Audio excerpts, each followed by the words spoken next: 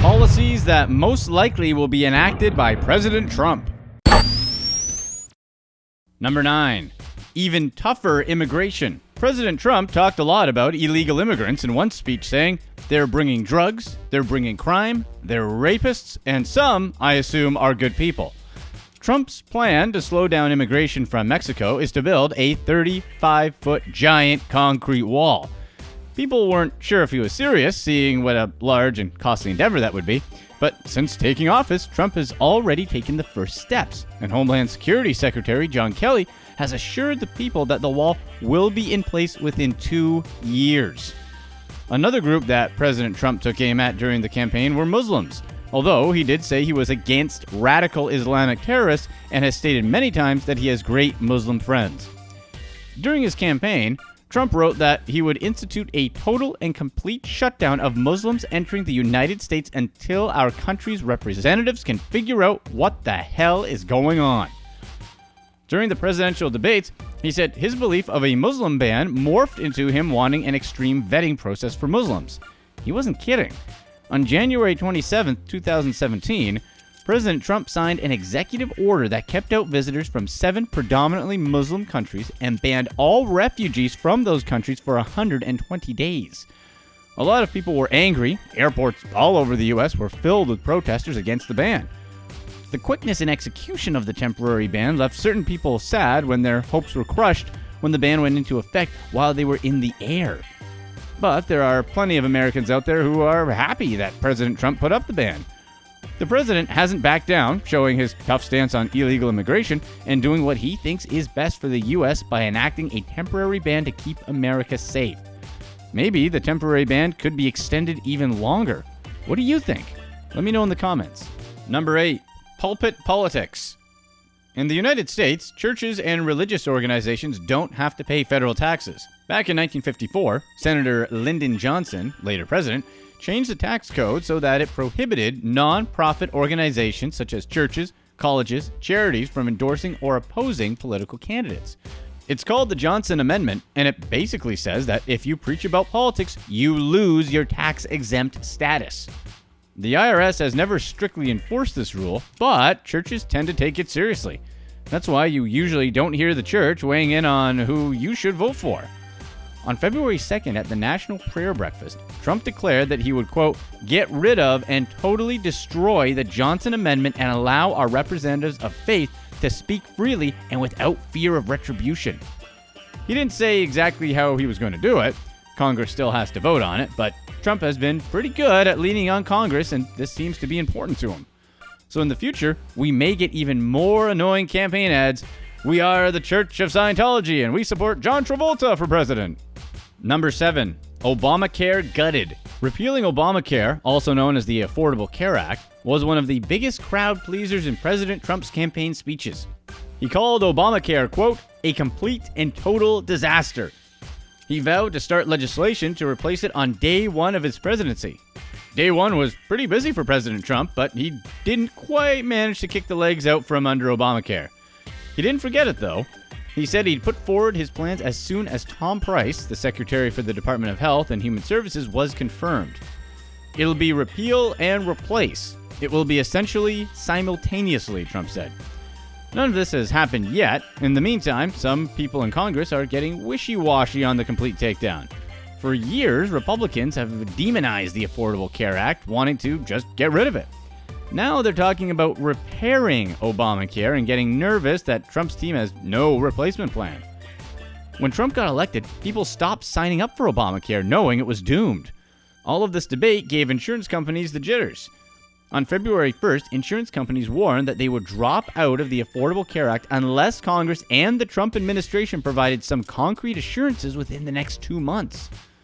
In an interview with Fox News' Bill O'Reilly before the Super Bowl, Trump hedged that it might take until 2018 to replace Obamacare. Without guarantees, people and insurance companies may continue to leave the plan, which means that it might die all by itself. Number 6. Tweet softly and carry a big stick.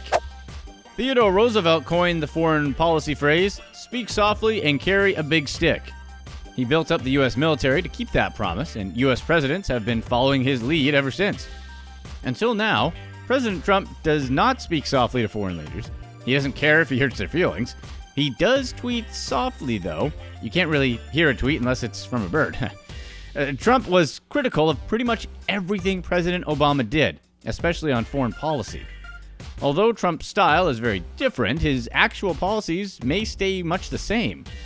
Days before his inauguration, Trump said NATO was obsolete, a statement that scared U.S. allies that live next to Russia. But since then, he's moved to calm them down and is meeting with NATO leaders already. Just recently, President Trump asked for NATO allies to pay for their fair share in the alliance. He said that the U.S. will always stand with those who stand in defense of freedom. He also said, quote, "They're very unfair to us. We strongly support NATO. We only ask that all NATO members make their full and proper financial contribution to the NATO alliance, which many of them have not been doing." We also all know of Trump's interesting association with Vladimir Putin. But now he's talking tougher on Russian intervention in the Ukraine. Before his inauguration, Trump also backed Israel's Prime Minister Benjamin Netanyahu before the election.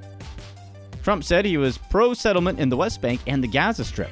But now, as president, he said expanding settlements might get in the way of peace talks. Trump is supposed to meet Netanyahu on February 15, 2017, so we'll have to see how that goes.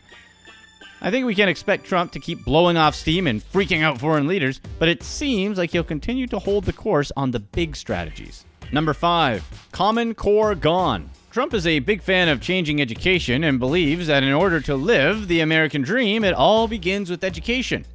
But Trump is no fan of the Common Core, an education initiative that came in under President Obama, which lays out what every kid should know at the end of each grade. Trump believes in education at the local level. Trump nominated Betsy DeVos to be the Secretary of Education. She hates Common Core too, and she has no love lost for public schools either. She wants to make it easier for kids to go to private schools, charter schools, and home schools. Up to now, most private schools and charter schools didn't get much help from the government. But DeVos would change that, giving kids federally funded vouchers to help pay for their new schools. More money for private schools means less money for public schools, but that also means more kids in private schools. If you thought your old public school was junky, look out. By the way, to you kids thinking about private schools, 2 words: dorky uniforms. Number 4, less Wall Street regulation. Trump has already taken steps to gut Dodd-Frank. Who's poor Dodd-Frank? Not a person, thank God. It's the name of the financial reforms that came in after the 2008 crash. Dodd-Frank put a lot of rules on banks designed to stop another meltdown that may look like the 2008 crisis.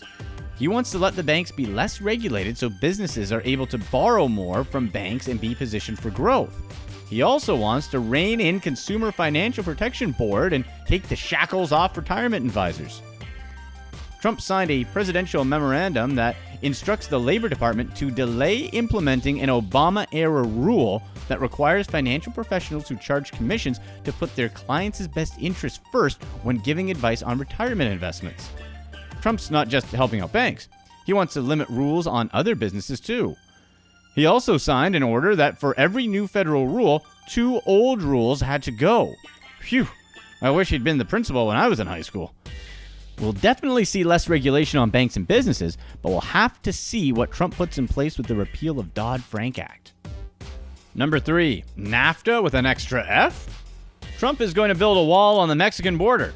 That's almost old news now, but he also wants to renegotiate the North American Free Trade Agreement, also known as NAFTA. The one Ross Perot said would cause a giant sucking sound to the south. What exactly is the extra F for? President Trump said that it's F for fair. The North American Free and Fair Trade Agreement. Mexico isn't too happy about the idea of the wall, and now they're not happy about changing NAFTA.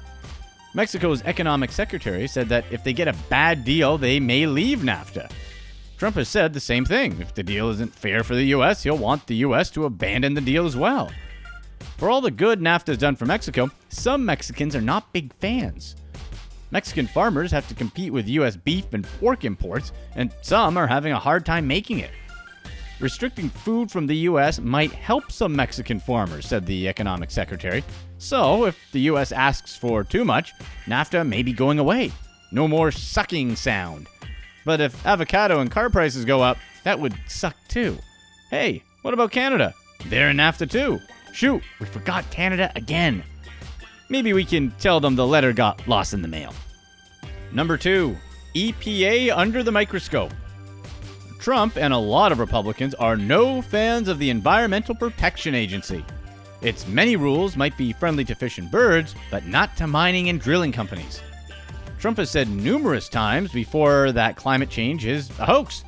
So, in order to get the most out of the EPA, Trump's pick for EPA Secretary was Scott Pruitt, a longtime opponent of the agency. What's funny is that Pruitt actually has sued the EPA more than a dozen times, the very group he's supposed to run. Congress sure didn't waste time rolling back some regulations. They overturned a rule barring coal mining companies from polluting streams and drinking water sources and said companies no longer have to give information about their overseas deals. From the looks of it, the EPA will be scrutinized very carefully by the Trump administration in its data. Number 1, jobs, jobs, jobs. One of President Trump's biggest campaign promises was to return jobs to the United States, especially blue-collar jobs that have been replaced by robots or outsourced to other countries. Some of the hardest-hit industries have been textiles, the automobile industry, steel, and coal mining. It's unclear exactly how he wants to go about doing that, other than the Twitter abuse he bestows on certain companies, such as Toyota, but hey, at least it lets companies know exactly how he feels about them. Trump has threatened to tax companies that move their production out of the United States. That seems to be working. Even before he took office, Trump took credit for getting Carrier, a maker of air conditioners in India, from moving a factory to Mexico. This reportedly saved 2,000 jobs. Trump also pledged to overhaul America's infrastructure. That means a lot of jobs for road builders and bridge builders. Of course, there is also the wall. Get your resumes ready to cash in on these Trump projects. Here's what's next. The wall would cost anywhere between $4 billion to $12 billion. The numbers keep changing. Well, the wall will be 35 feet high and 2,000 miles long. Building experts estimate $10 billion for the concrete panels, $5 billion for steel columns to hold the panels, including labor, and another $1 billion for concrete.